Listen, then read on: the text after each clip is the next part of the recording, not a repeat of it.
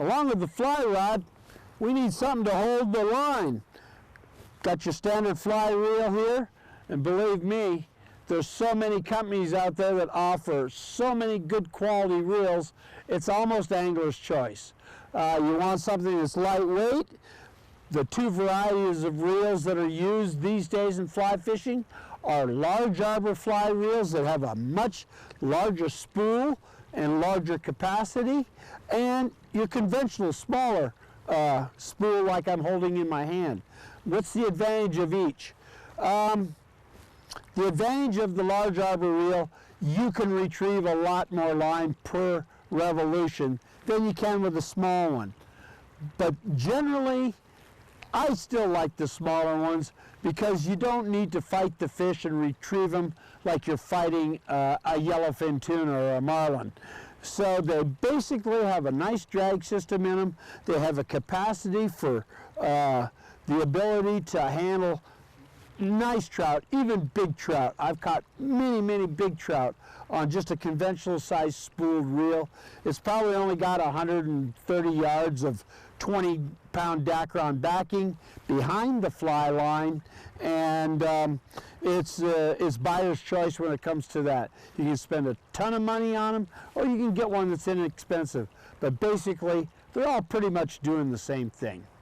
The majority of anglers that I have come to me to fish, they come with a floating line. It's a weight forward floating line, and generally in the 4, 5, or 6 range. Myself, I prefer a little bit lighter line. I like a 3 or a 4 on the weight of the fly line.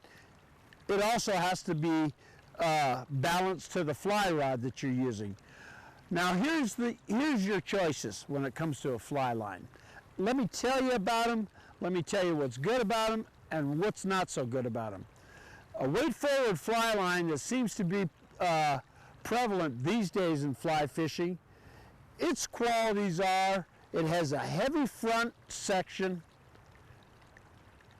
It has a heavy front section with a narrower running line behind it. It's usually about 90 feet long. So you got a small taper at the front of the weight forward line that goes down and connects to the leader. Well, what's so good about that? Well, if the wind's blowing real hard out here in Montana where we are, and you have to punch flies into a strong wind, or you're on a bonefish flat out there in Belize and you got to shoot line into a hard wind, a weight forward line is the tool for the job. There's no question. When it comes back to trout fishing, that necessity isn't quite the same, because a majority of the time we're not fighting that hard a wind and we're not casting that far. So my personal preference in the fly line choices are another line called a double tapered floating fly line. The differences between double tapered and weight forward fly line is this: the double tapered in 90 feet of its length is much thinner and tapered on each end and thicker through the midsection. Okay, well, what's the advantage and disadvantage of that? Disadvantage wise, it doesn't have too many disadvantages in my eyes. The reason I like it so much, well, first of all, you get twice as much fly line life out of a double taper, because when you wear down the front and it becomes a little gridded and a little rough, you can just take the fly line off and reconnect it to the backing, and you got a new fly line right there, because you're only using the majority of the front of the fly line anyway. Okay, what are its really good advantages are the fact that it can also cut the wind real well if the caster has the right rod for the job.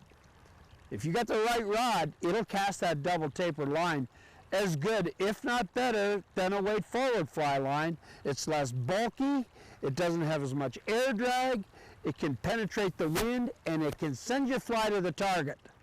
That's what we need to do, whether it's windy or not. So the double taper is really good at that. But another really great feature of weight forward is this: the lightness of the front of the line affords you a chance to pick up that fly line bring it back in a roll cast, and send out almost all the line you got on the water every time, whether it's 30 feet or 60 or 70 feet.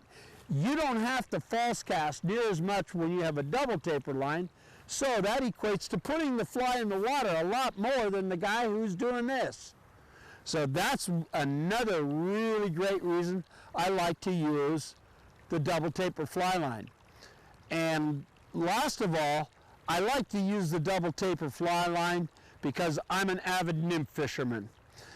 So what's that got to do with the flies? Well, the thing about it is, I like to nymph fish and stay in close to myself and fish in runs that are fairly close. Usually you don't have to cast way out on the river very far. So having a real light line with a real thin connection to my leader lets me control the butt section of my leader and my fly line. It's a nice light feel. When fish touch the fly, I can feel it.